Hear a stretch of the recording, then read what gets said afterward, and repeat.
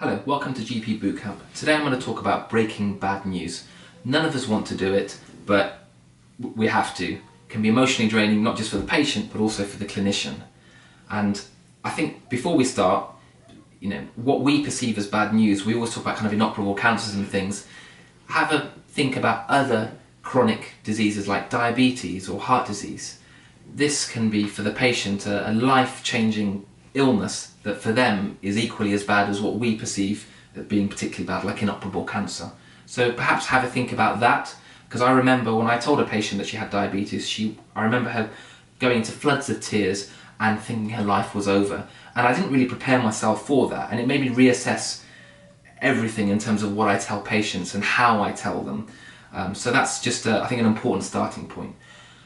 I'm going to just reel off a list of, I think, important things about setting the scene for breaking bad news, because I think that's the most important thing, actually setting the scene before you've even seen the patient about what you can do to make it a better experience for the patient. First of all, when you've got a blood result in front of you or a scan result that clearly is going to be bad, make sure it's the right patient. And there'd be nothing worse than rehearsing this and telling the patient something so terrible and then finding out it's the wrong patient in front of you. So, I remember a PSA that I'd seen that was very, very high. I even ran the laboratory to make sure that it was, the decimal point wasn't in the wrong place, double checked that the patient's address was there, looked at my own notes, and when I saw the patient I confirmed, his name, date of birth, details before even telling him or going further with the consultation. I think that's really, really important. Okay, when you're actioning a result, be very careful not to specify the diagnosis, particularly if it's bad news like diabetes or prostate cancer. Keep it very straightforward.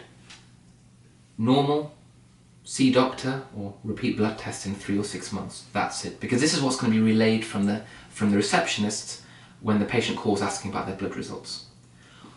Also, when you want to bring a patient back and you're thinking that this has potentially got quite serious implications, I'd recommend perhaps getting the receptionist staff to call the patient personally and tell them that the doctor wants to see them and book the appointment there and then.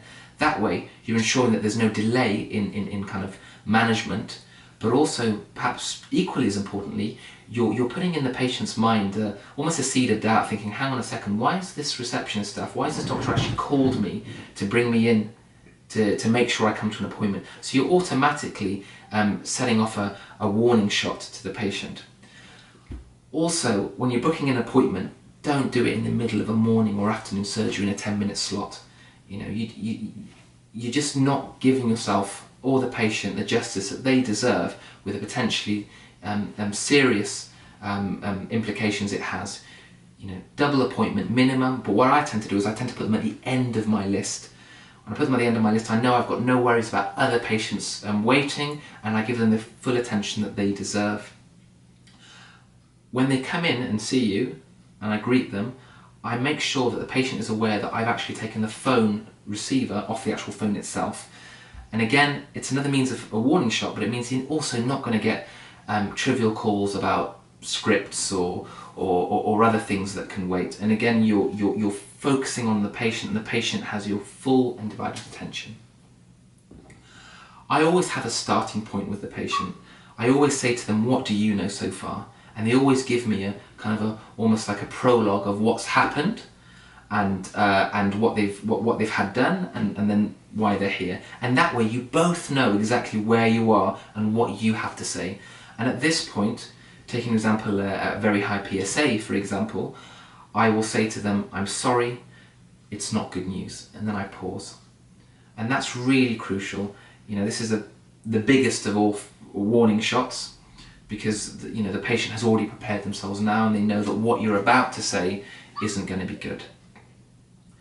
And when you've given this warning shot, and when you're about to tell them whatever it is that you want to say in respect to the scan result or the blood, etc., it's really important that you speak clearly, concisely, and avoiding any medical jargon, because they'll be hanging on to every word that you say at this point, and you've got to keep it as slick and as straightforward as possible, bearing in mind that the majority of what you're saying is probably not going to be absorbed anyway, because they're still in that kind of initial shock about the bad news.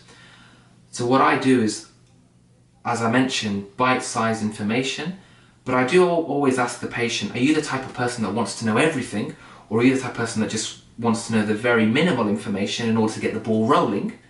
And then you know, I leave it entirely up to them, and I gauge depending on on what they want.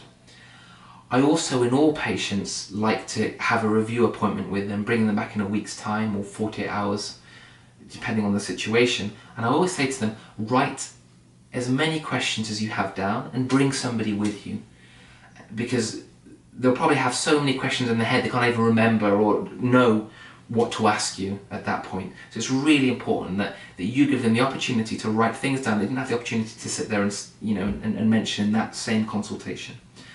So things, you know, and also it gives them a couple of days of clarity, of absorbing the information, of speaking to their spouse or loved one, and then bringing them and being in a clearer mindset to absorb any information that you're reiterating from before. I hope it's not a case of grandmother sucking eggs, but I think it's a really sensitive issue, it's a difficult issue, and it's one that I'm constantly learning about and redefining how I break bad news. I really welcome your thoughts and ideas with respect to this. So thank you.